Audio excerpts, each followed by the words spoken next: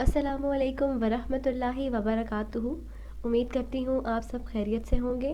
آپ دیکھ رہے ہیں آپ کا اپنا چینل روحانی وظیفے اینڈ ہیلتھ۔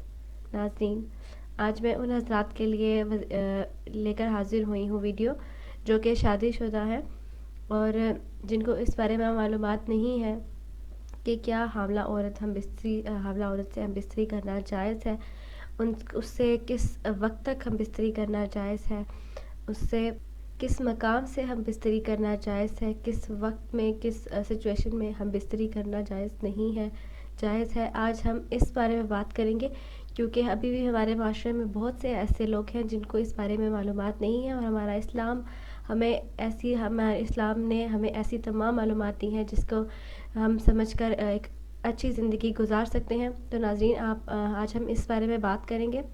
تو اس سے پہلے کہ میں ویڈیو کی طرف بڑھوں، میں آپ لوگوں سے درخواست کرتی ہوں کہ یہ جو معلومات دوسروں تک نہیں ہے، یہ معلومات دوسروں تک بھی پہنچائیے، ویڈیو کو شیئر کریں تاکہ دوسرے لوگ بھی اس انفارمیشن سے، ان تعلیمات سے فائدہ اٹھا سکیں۔ تو ناظرین، سب سے پہلے یہ سوال آتا ہے کہ کیا حاملہ عورت سے ہم بستری کرنا جائز ہے؟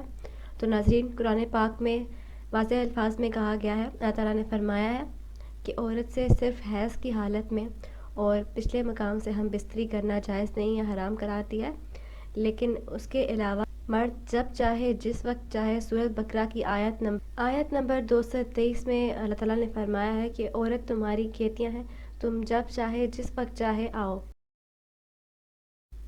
تو اب بات یہ آتی ہے کہ کیا ہم حمل کی حالت میں عورت سے ہر طرح سے ہم بستری کرنا جائز ہے؟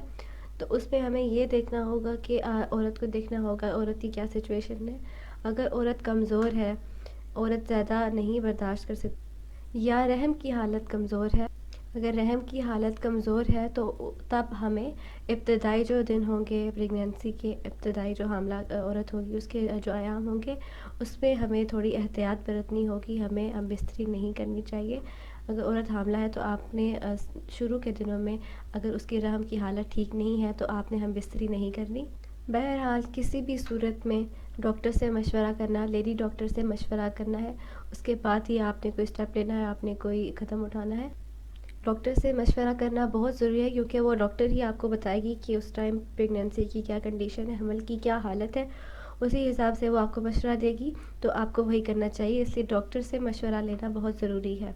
اس کے علاوہ ایک صورت یہ بھی ہے کہ عورت کی تکلیف کا خیال رکھنا چاہیے۔ بعض عورتوں کو پریگنینسی کے دوران بہت زیادہ تکلیف ہوتی ہے، اس لیے اگر ان کو زیادہ تکلیف ہوتی ہے تو ان کو پریگنینسی کے دوران فورس نہیں کرنا چاہیے، ان کو نہیں مجبور کرنا چاہیے۔ لیکن اگر عورت مجبور نہیں ہوتی، زیادہ تکلیف نہیں ہوتی اس کو، اگر وہ چڑچڑاپن محسوس نہیں کرتی، تو عورت کے ساتھ ہم بستری کرنا غلط نہیں ہے، عورت کے ساتھ ہم بستری کرنا جائز ہے۔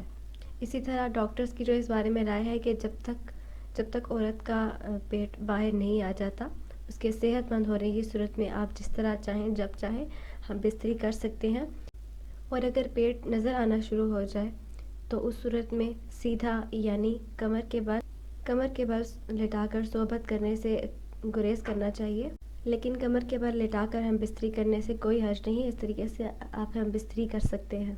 ناظرین، شرعی لحاظ سے ہم بستری کرنا حمل کے دوران کسی بھی مرحلے میں جائز ہے، یعنی آپ کسی بھی مرحلے میں کر سکتے ہیں، لیکن طبی لحاظ سے دیکھا جائے تو عورت کا ایسا ایک حاملہ عورت پہ ایسا ٹائم آتا ہے، ایسا مرحلہ آتا ہے کہ جس میں یہ سب نہیں کیا جا سکتا، ایسی کنڈیشن نہیں ہوتی، تو اس ٹائم تھوڑا سا آپ کو کنٹرول رکھنا چاہیے، صبر کرنا چاہیے، بے صبری کا مظاہرہ نہیں کرنا چاہیے۔